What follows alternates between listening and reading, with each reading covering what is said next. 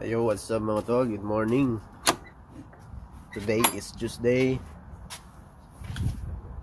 Alam nyo na, dahil break time ko na naman, lalabas na naman ako. Punta muna ako sa store ngayon mga tol, kasi may kailangan akong bilhin para sa mga ibon ko. Kailangan kong bumili ng calcium grits, yung granite, para ipakain dun sa mga ibon ko. Kailangan nila kasi yun para sa kapag nangingitlog sila, kailangan nila ng calcium mga tol. So tara, samahan nyo ako. Hindi ko nagamit yung kotse ko kahapon. Kailangan ko itong i-warm up. Wait lang mga tol. Ayusin ko lang yung buwan. Ilalagay ko lang dito yung camera sa holder. Dito si dash. Okay. So yung mga tol, pupunta na ako ng store. Medyo pa rin ngayon, makulimlim. Umuulan-ulan pa rin kanina, pero hindi naman masyadong malamig, kaya ayos lang. Kailangan din talaga madiligan yung yung paligid, dahil sa tag-init ay matutuyo lahat ng mga yan. Nagiging kulay lupa na pati yung mga damo.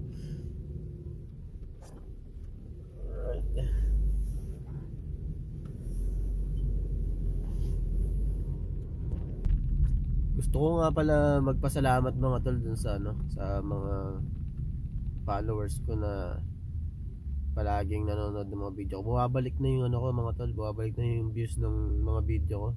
Umaabot na ng 1,000 ulit. At na-appreciate ko yun mga tol. Kesa nung nakaraan kasi bumagsak yung views ko. Kahit siguro mga nakaka 200 something lang ako sa views. Pero ngayon, pag nagpo-post ako, maabot na ulit ng 1,000. Siguro kung mababa man, mga 700, mga 800, ganyan mga tol. Pero at least umaangat na ulit yung ko mga tol, yung performance ng mga pinopost ko. Kaya maraming salamat sa inyo mga tol, sa lahat ng sumusuporta sa akin. Mga tol, andito na tayo ngayon sa Walmart. Sana makita ko yung kailangan kong bilhin. Kailangan ko kasing bumili ng calcium para sa mga ibon ko mga tol. Dito na tayo sa loob ng Walmart. Pupunta na ako ngayon sa pwesto sa nakalagay yung mga pagkain ng ibon mga tol. Dito tayo dumaan para shortcut. Ay, malapit na tayo mga tol. Naku po, kung wala pa yata, patay tayo dyan. Wala silang calcium grits, man. Pero meron sila na ito, kaya imitation. Hindi siya talaga cattle bone. Itong original na cattle bone, ito fake to. May ingredients lang siya ng cattle bone, pero hindi siya purong cattle bone. Pero hindi yun yung hinahanap ko mga tol. Ang kailangan ko yung granite, yung para siyang buhangin. Naku po, wala. Pero naman ang mahal, mura-mura lang sa Pilipinas yan. Ba't gano'n, man? Dati meron sila palagi, ngayon wala. Yun lang. So baka mamaya pupunta ako ng siguro mga tol. Pupunta ako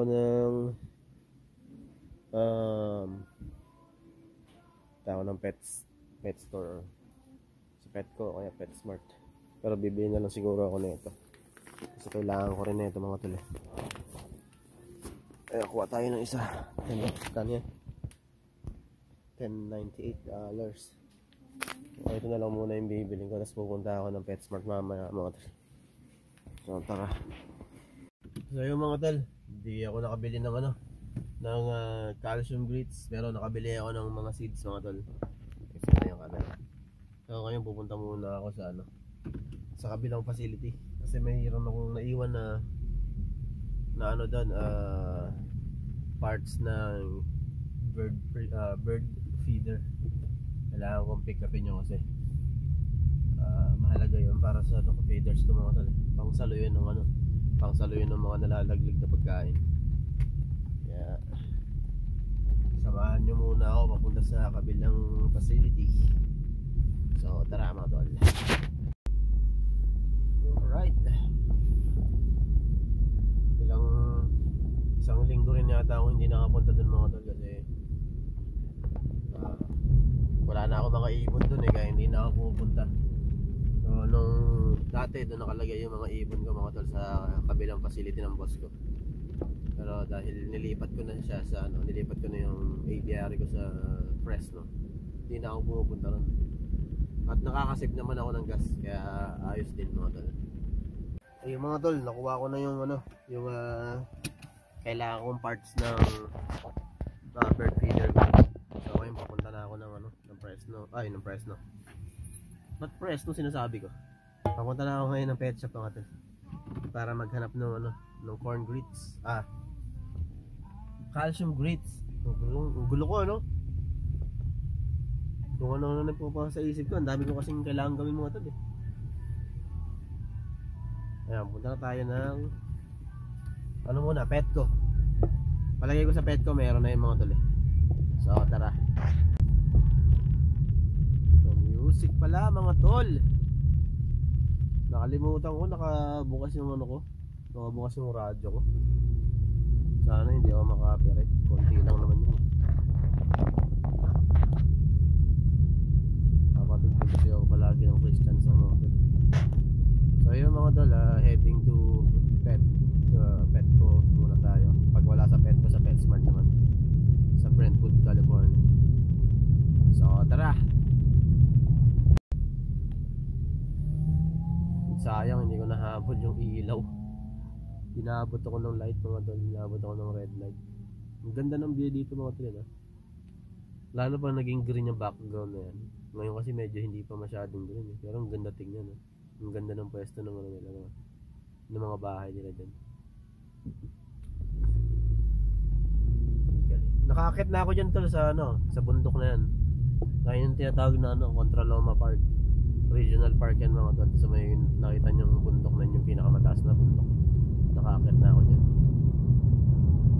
Anyway mga tol, diretso na tayo sa pet shop.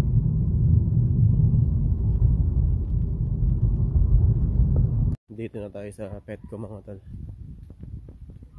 Sana meron dito calcium grits. Kasi kailangan nyo ng mga ibon ko dahil nag-uumpisa na silang gumawa ng pugad nila.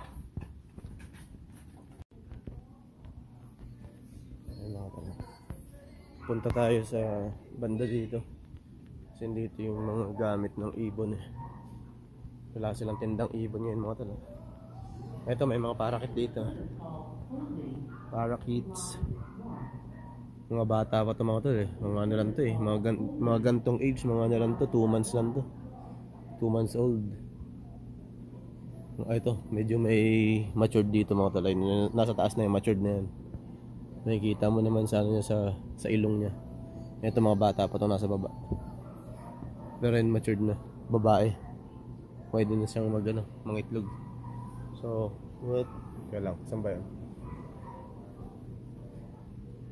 Parang wala rin yata sila. Mukhang hindi yata maganda to Lahat ng puntahan ko wala Calcium grits. Ayun, mga tol, napakaswerte ko nila lang. Ito ang hinahanap ko mga tol. Ayun yung kailangan ko, calcium grits. Ayun high calcium grit supplement. Ayun ang kailangan ko. Kaya lang magkano siya dito? Ito ba yan? Ito nga, high calcium. Medyo mahal siya dito pero titingnan natin sa online yung mga tol kasi mura lang yan sa online. Anyway mga tol, ito yung mga nest box ng parakeet. Pero hindi tayo bibili niyan kasi kayang-kaya kong gumawa yan Napakadali lang gumawa niya mga tol. Basic na basic lang sa atin yan. Ito para sa finches. Ay, gagawa rin ako ng para sa pinches mga tol, nest box. Ay, hindi na pala kasi may gumawa na pala ako. Yung ginawa ko, siya coconut fiber. Kaya hindi na pala ako gagawa. Yung para sa lang parakit kasi naibenta ko yung ibang mga tol Naibenta ko yung ibang nest box ko. So, ano pa bang kailangan ko? Ito, $8. Meron akong ganito eh. $8 pala bili ko niyan yun, ha. Ah, hindi, siguro mura lang yan dati. Nakalimutan ko na yung presyo. Feeder. Marami tayong feeder, di ko kailangan yan. Pero ito kailangan ko to. Grabe mga tol, alam nyo ba ito? Napakamura sa Pilipinas na ito. Parang meron yata sa Lazada na isang sakong ganito mga tol, cattle bone. Pusit yan mga tol.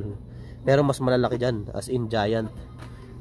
1,000 pesos lang. Pero ito, ang liliit yan mga tol, mga ano lang yun, 3 inches lang yan. Tapos $12.99 yan, ang mahal, di ba? Kung pwede lang ako magdala ng galing Pilipinas, yan. O-order ako galing Pilipinas, kaya lang bawal yata. So kaya hindi tayo maka-order niyan galing sa Pilipinas. Yan daw. Small bird. Cattle pinches, ano ba to? Lighted drops. Eto mga tol, kaya kong gumawa na ito eh. Gumagawa rin ako na ito mga tol. Kaya lang ngayon medyo busy tayo dahil magkakaanak na tayo, hindi tayo makakagawa ng ganyang calcium. Madali lang gawin niya mga tol. Plaster of Paris, tapos lalagyan mo ng mga source of calcium. Lalagyan mo ng ganito, pwede mo lagyan yan. Isa sa number 1 source of calcium yan. Tapos lalagyan mo ng mga oyster shell, egg shell, basta source of calcium, ihahalo mo. Ang magpapatigas niyan mga tol, yung plaster of Paris. Meron ako ng mga ingredients na yun mga tol, kasi ako lang yung gumagawa ng mga calcium nila. Kaya lang ngayon medyo busy talaga ako kasi manganganak na yung asawa ko. Ito sa feeder din. So yun, sa wakas mga tol, nahanap ko na tong calcium grits na kailangan ko. Ito yung magpapatibay ng ano nila, mga buto, at yung eggshell nila mga tol. Meron din pala akong oyster shell doon, ihahalo ko rin dito kasi maganda yung oyster shell sa ano, mga ibon. Kaya pag may mga alaga kayong ibon mga tol, bumili kayo ng ano, ng oyster shell, yung shell ng talaba. Tapos kung walang nabibiling powder dyan sa Pilipinas, pwede naman kayong mismong manghingi na lang ng mga shell kung saan kayo makakahingi ng shell ng talaba. Hugasan nyo lang yung, pakuluan nyo mabuti para mamatay yung mikrobyo. Tapos patuyuin nyo, saka nyo dilingin mga tol. Kung may panggiling, kung kaya nyo durugin nyo. Ano yun, maganda sa manok yun. Kung may mga manok kayo, o ano man, manok, pato, gansa, pabo, maganda yun mga tol, kasi ano yun, nagpapatibay ng buto nila, saka ng shell ng itlog nila. Tapos sa mga ibon din mga tol, sa mga nagbibreed ng ibon, napakahalaga ng egg shell at saka ng oyster shell para sa mga ibon natin. So yun lang mga tol, sana may natutunan kayo. Ito na yung magsasalba sa kanilang mga itlog para tumibay yung eggshells nila at saka yung mga buto nila. Ito mga tol, papakita ko sa inyo kung gaano kamura to sa ano, sa online. Tapos dito $8.99 na niya mga tol. So ito, tingnan niyo mga tol, papakita ko sa inyo.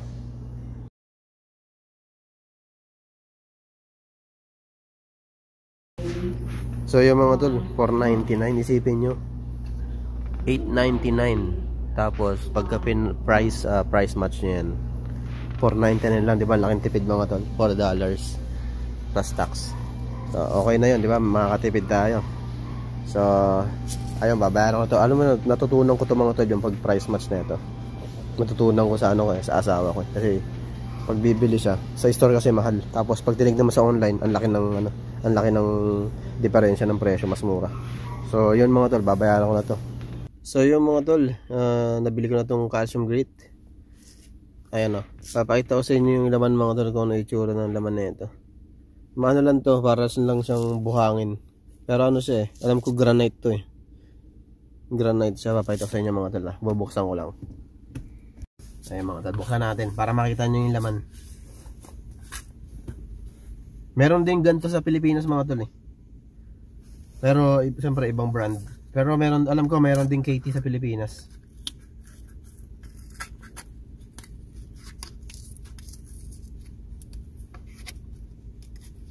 So ayun yung mga laman niya mga tol. Ano lang siya, buhangin lang talaga siya. Pero may halong ano to, may halong calcium. Kasi yung siyempre yung ano, yung mga bato, calcium naman yung mga tol. Pero kinakain ng ibon yan. Ang galing nga, kayang-kayang kainin ng ibon to mga tol. Kaya nakakabilib din kasi isipin mo ba to matutunaw ng ano, kayang tunawin ng ibon sa katawan nila. Napakahalaga na ito mga tol sa ano, sa pagbe-breed ng ibon. No? So ang brand na ito mga tol, KT. Ayun, KT High Calcium Grit. Ito lagi yung brand na binibili ko, KT. Sa Pilipinas meron din, lalo na pa sa mga pagkain, mga pang hand feed. KT yung ano, KT yung isa sa magandang brand. KT basta KT, ayun, KT nakalagay. Ayan, calcium grits for cockatiels, parakeets, canaries, and finches. So ayan mga tol, kapag gusto nyo bumili ng calcium grate, hanapin nyo yung brand na to, KT sa Pilipinas. KT, baka naman, sponsorship. Tatag natin yung KT mga tol. So yun lang mga tol. Till next time. Ayusin ko muna yung camera bago tayo bumiyahe. Maraming salamat sa panonood kung napanood mo to. At baka po na tayo mga tol.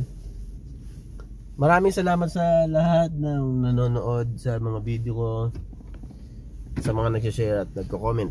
At yun, bumabalik na naman yung mga views ko mga tol. Kaya sobrang salamat sa inyo. Medyo sinisipag-sipag akong gumawa ng video ulit.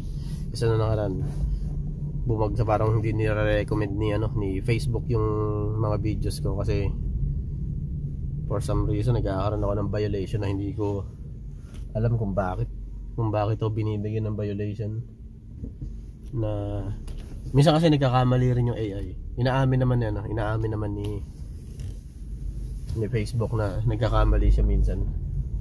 Yun nga lang, pag nasa Facebook mo na yan,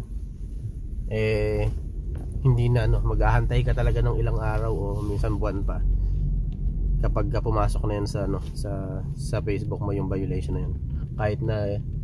Kahit na sabihin mo pa sa kanila nagkamali sila, ando na yun. Kaya na-demonetize ako na nakaraan sa kasalanan hindi ko naman ginawa talaga. At anyway mga tol, yun, maraming salamat sa lahat na sumusuporta. Maraming salamat sa lahat na nagsishare, nagko-comment, nagla-like ng mga post ko. At sa lahat na tumatapos ng ads pala, maraming salamat sa inyo. At till next time mga tol, at ingat.